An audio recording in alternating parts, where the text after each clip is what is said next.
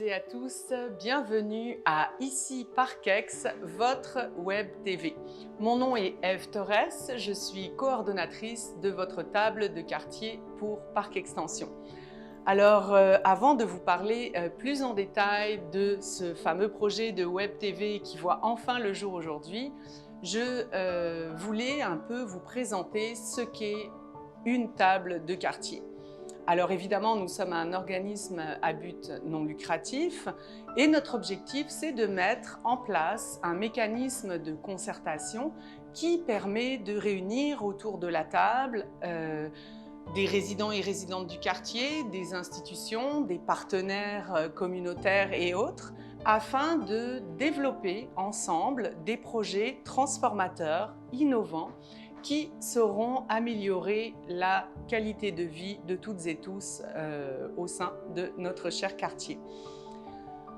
Pour revenir à ce projet de Web TV, en fait, c'est une réflexion commune que nous avons eue ici à la table parce que nous réfléchissons toujours à la meilleure façon dont on va pouvoir vous transmettre à vous, résidents et résidentes, des informations sur ce qui se passe dans votre quartier, trouver des façons de vous rejoindre, mais aussi pouvoir vous mettre en lumière. Donc, il ne sera pas rare que nous vous recevions ou nous soyons en interaction avec vous pour faire ressortir ce que vous voulez voir dans votre quartier, de quelle manière vous imaginez, vous rêvez votre quartier, pour que nous puissions le mettre de l'avant avec nos différents partenaires.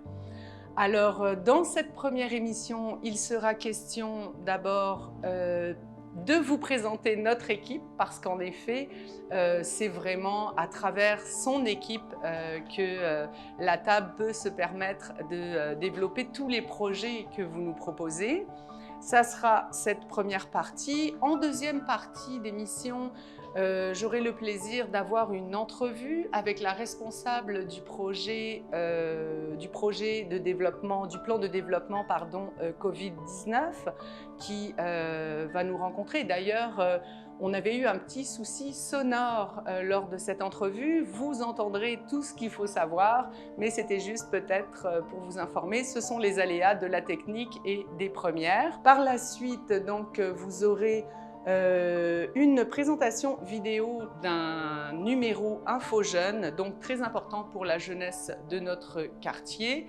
Et pour finir, enfin, vous aurez régulièrement, à chaque mois, lors de votre émission, un flash info qui vous permettra de rester en contact avec toute l'actualité de votre quartier. Donc voilà, je vous souhaite une excellente première édition.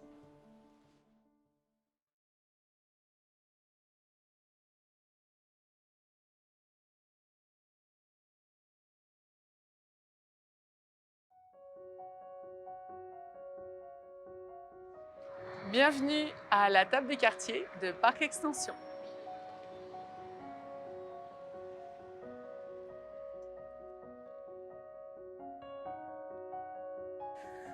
Bonjour, je m'appelle Marianne, je travaille à la table de quartier en tant que coordonnatrice du projet FPC. Mon rôle principal est de coordonner mon équipe de sensibilisation et les aider à mieux travailler sur le terrain.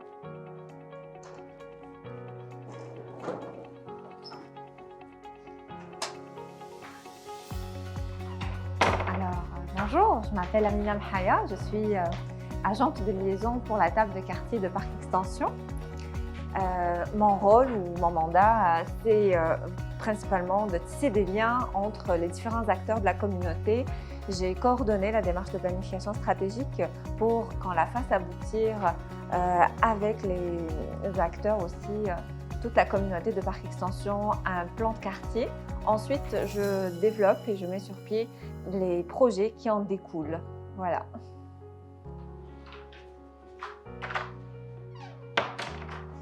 Bonjour, je m'appelle Kourat, je suis la nouvelle adjointe administrative à la table de quartier de Parc Extension. Principalement, mon rôle consiste à fournir du support à la coordination, à gérer et à préparer la documentation et à établir l'échéancier de rencontres. Bonjour tout le monde, mon nom c'est Zouzo Samlé, je suis agent développement Mon rôle, c'est de mettre sur pied des projets de transformation socio-économique dans notre quartier.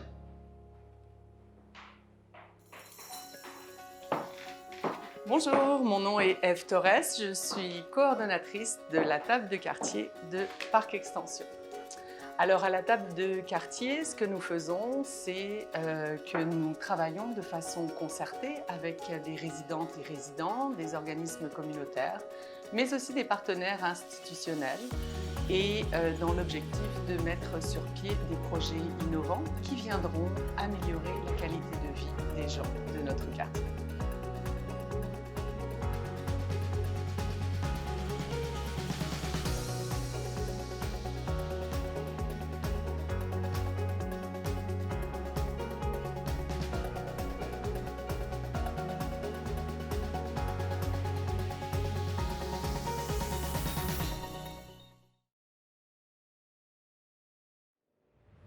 Alors avec nous aujourd'hui pour cette première, j'ai le plaisir de recevoir ma collègue qui coordonne notre projet, le projet qu'on appelle FPC, donc en lien avec la Covid-19.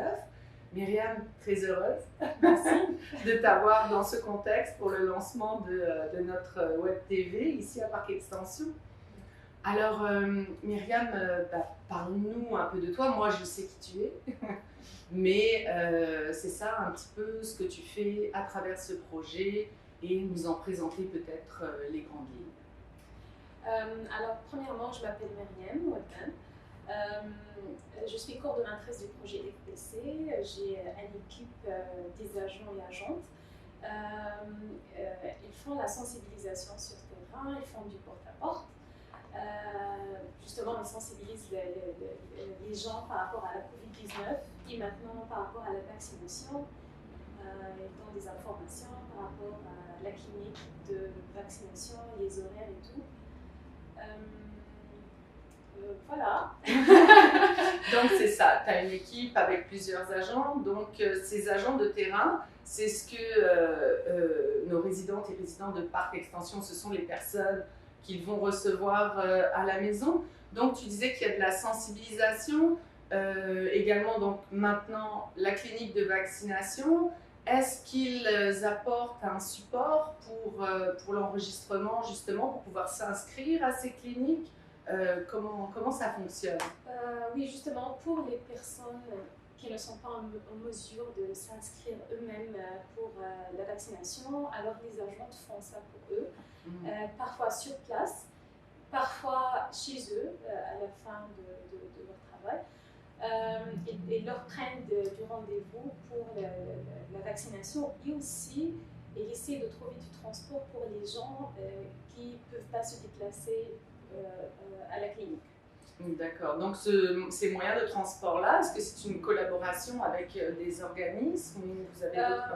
Oui, effectivement, c'est avec des organismes du quartier. Il y a Sacred Hope Foundation et Résidence Soleil. Il y a aussi beaucoup de bénévoles dans le quartier qui se portent bénévoles pour transporter des personnes aînées surtout. Oui. Alors justement, Myriam, parle-nous un petit peu du rapport avec les aînés de notre quartier. Bon, tu le sais aussi, puisqu'on travaille toutes et tous en collaboration. On a la table de concertation des aînés, on a aussi le forum citoyen des aînés. Et il y a justement dans le quartier une sensibilité particulière à faire en sorte que les personnes âgées de notre quartier retrouvent un petit peu de leur autonomie, parce que pendant cette période de Covid, hein, tu te rappelles, on avait vraiment, on s'était vraiment rendu compte qu'ils avaient été, au niveau des consignes, ils avaient été souvent isolés, restés à la maison, etc. Donc, est-ce que c'est une attention particulière que toi et tes agentes de terrain vous donnez à cette catégorie de la population? Oui, en effet, parce que pendant la première phase de la sensibilisation qui était avec mon collègue Sandé, les agents ont remarqué que les aînés avaient besoin de parler. À chaque fois que les agents arrivent à leur porte, ils souhaitent qu'ils restent un peu plus longtemps pour parler de tout et de rien, c'est juste parce qu'ils sont nous. Alors, c'est pour ça qu'on a décidé pendant la deuxième phase de porter un peu plus d'attention pour cette catégorie-là. Oui, c'est important. Puis justement, tu parles de pouvoir communiquer plus facilement. Bon, tu le sais, on l'a vécu pendant toute la première vague, mais aussi la première partie du projet, puisque là, on est dans une deuxième phase de projet. Il y a eu beaucoup d'accents médiatiques mis sur les langues. Donc, les médias disaient que dans notre quartier de Parc Extension, puis pas que nos quartiers, c'était le cas à Montréal-Nord, ça a été le cas à Côte-des-Neiges, que les gens comprenaient peut-être pas les informations, alors que quand même, nous, on le sait, hein, les gens parlent les deux langues officielles, le français et l'anglais, mais seulement, bon, on s'entend qu'on est rendu à donner des informations très précises, donc peut-être parler la langue avec laquelle ils sont plus à l'aise, c'est plus simple, et aussi ça crée un lien de confiance. Donc tes agents, justement, je pense qu'ils ont cette particularité de communiquer. Oui, exactement. En fait, tous les agents parlent français-anglais avec une troisième langue. Okay. Oui, que ce soit grec, ourdou, punjabi et créole. Justement parce que pour créer ce lien-là de confort entre les agents et les gens, et aussi, plus que ça, les agentes habitent dans le quartier et ça fait 10 années qu'elles sont là, et aussi ça fait 10 années qu'elles sont impliquées dans le domaine communautaire. Alors, ils savent bien quoi faire et ils connaissent bien le quartier aussi. Puis c'est un avantage que tu as toi aussi, puisque toi aussi tu es résidente donc, de notre quartier ici à Parc Extension, parce que je me suis dit ça doit être certainement un enjeu de couvrir quand même ce territoire, même si c'est 1,6 km², ça peut sembler petit, c'est enclavé, mais il y a une densité de population importante, des immeubles avec beaucoup de monde, donc c'est un défi. Puis justement, en parlant de défis, il y en a un autre, si tu te rappelles, donc dans la première phase du projet, on avait tout un volet recherche en lien avec l'Université de Montréal.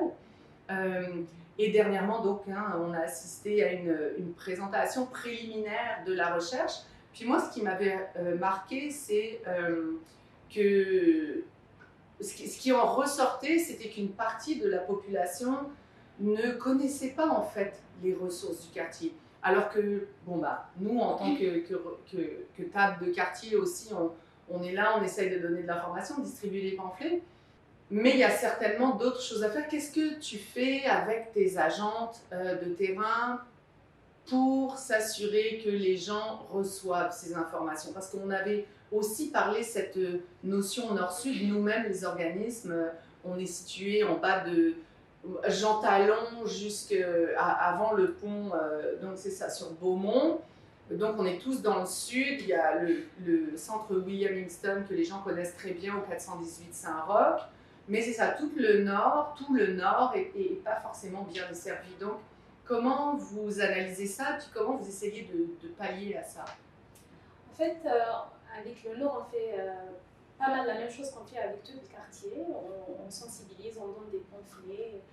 Mais c'est vrai qu'on a remarqué que dans le nord, il y a moins d'informations par rapport aux ressources et aussi à la clinique de la vaccination. Les agents ont déjà fait cette partie-là et en fait, on a l'intention de refaire. Parce que, puisque la de refaire tout le territoire? Oui, sur Liège surtout. Ok. Dans le nord. Là, on a remarqué qu'il y a en fait moins d'informations. Qu'est-ce que je voulais dire? Et puis c'est ça, pour les services aussi, comment vous informer, vous avez certainement des pamphlets, c'est ça, qui donnent l'information. Est-ce que vous référez aux organismes communautaires aussi? Oui, en fait on a aussi un pamphlet qu'on a fait à la table du quartier, on a essayé d'inclure les ressources principales du quartier. Il y a toujours des conversations aussi à la porte avec les gens, on donne le maximum d'informations qu'on peut aussi avec le pamphlet. Ok, donc ils peuvent certainement te contacter, il y a une adresse courriel qui apparaîtra à l'écran en ce sens ou quand même les partenaires, mais peut-être les résidents et les résidentes, s'il y a quelque chose, pourront t'envoyer un petit message peut-être, parce qu'évidemment, on est là pour eux. Puis je crois aussi que, comment dire, il va y avoir des choses qui se mettent en place, des cliniques éphémères. On avait vu dans la première vague les cliniques mobiles pour le dépistage. Là, on aura des cliniques, je pense, qui vont être réparties à travers. On a déjà un projet pilote à venir, donc on pourra aller chercher ces populations-là. Ok, ça c'est parfait. C'est ça, Myriam, si tu avais juste... si tu avais une chose à dire à nos résidentes et résidents, qu'est-ce que tu aimerais leur dire en lien avec ton projet, en lien avec les agents? Qu'est-ce que tu aimerais dire aux gens du quartier pour qu'ils puissent, comment dire, je sais pas, vous rejoindre, pour qu'ils puissent, c'est peut-être faciliter aussi, parce qu'on l'avait vu, tu sais, quand quelqu'un frappe chez toi à la maison, c'est pas toujours évident, on se demande, on se dit, ah ben, on a déjà eu toutes les informations, qu'est-ce que tu aimerais dire aux gens par rapport à ça? D'abord, j'aimerais dire que ce travail qu'on fait, on le fait pour vous, parce que parfois, on remarque que quand les agents arrivent à la porte, parfois il y a de l'hésitation à répondre aux agents, c'est-à-dire à mener cette conversation. Mais c'est pour ça que je dis qu'ils sont là pour vous. Vous n'êtes pas obligé de répondre à leurs questions, mais si vous voulez juste parler, on est là pour ça. Il y a aussi des appels téléphoniques. Les agents font des appels téléphoniques une fois par semaine. Ils appellent les gens qui sont intéressés. C'est pour les sortir de l'isolement. N'hésitez pas à donner votre numéro de téléphone si ça vous intéresse. Donc c'est ça, je vois que vous faites vraiment beaucoup. Ben, c'est sûr qu'à la table de quartier, on aura aussi beaucoup d'autres projets en lien avec tout ça pour justement améliorer un petit peu les conditions de vie ici chez nous à Parc Extension, mais surtout, c'est ça, sachez qu'on est là pour vous, toute l'équipe. Les agents de terrain font vraiment un travail remarquable, les personnes avec qui on collabore également. Donc Myriam, merci infiniment. Moi j'ai la chance de devoir aller sur le terrain directement avec toute l'équipe, puis c'est ça, on ne pourrait pas fonctionner autrement. Alors je te remercie infiniment, et puis ben, moi je te dis à très vite, et les gens, c'est ça, à la maison, vont pouvoir vous voir dans nos rues. Merci Myriam. Merci. Salut.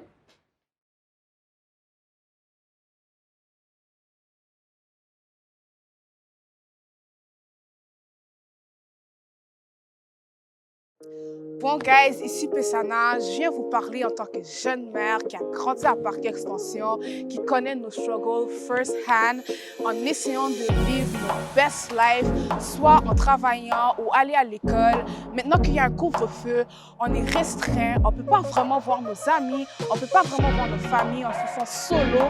Quelques-uns d'entre nous peuvent même tomber en dépression. Voilà, aujourd'hui, moi, je suis là pour vous dire que vous n'êtes pas seul. Prenez ce number qui va être en bas de l'écran pour vous vanter de n'importe quoi qui vous rend down. N'hésitez pas, man, ils sont là pour vous servir sans jugement et à votre rythme. Prenez le numéro qui est en bas de l'écran et tenez ferme. Hey guys, we're shooting for you. Don't forget to call.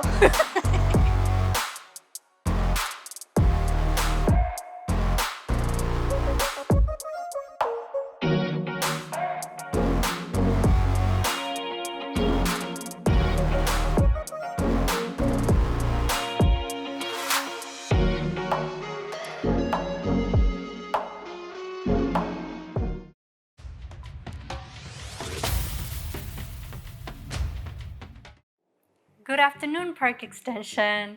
I'm your host, Karat, who will be providing you with interesting and exciting news from Park Extension in our Flash Info ParkX. This segment is not only a way for us to make information accessible for you, the residents, but also to promote the hard work of various actors in the neighborhood, including community organizations and institutions. So without further delay, let us get started. So considering the current and unfortunate context of the pandemic, organizations have had to transition to a virtual setup. In this way, for example, the Park Extension Library has organized a virtual session on children's health. It will be taking place on May 12th at 1 p.m. It will also provide answers to crucial questions such as when and how to reach to a doctor and to how to take care of a sick child. In terms of new services in the neighborhood, we have La Place Commune, who will be providing organic food baskets in collaboration with La Ferme de la Racine Carrée and Les Cultures Nécessaires. We also have Cuisine et Vie Collective, who will be offering recipe bags filled with goodies to cook up the right meal. The program begins on May 6th, and the bags will be delivered bi-weekly to those who are interested. Always, feel free to reach out to organizations for more information about their programs, about their rates, and to just show them your support. Finally, the Table de Concertation Petite Enfance, Chaise, Hybergène, and the Youth Coalition have come together to organize a healthy family walk across ParkX in light of Family Day. The event will be taking place on May 14th at 2 p.m. Apparently, at the end of the walk, a surprise awaits you, so don't miss out. And that's all for today. Remember that these organizations are not mere event organizers. They're important resources to keep in mind in time of need. In turn, they can put you in touch with the right people and services, so do reach out to them. This was your host, Karat, with Flash Info ParkX. Until next time!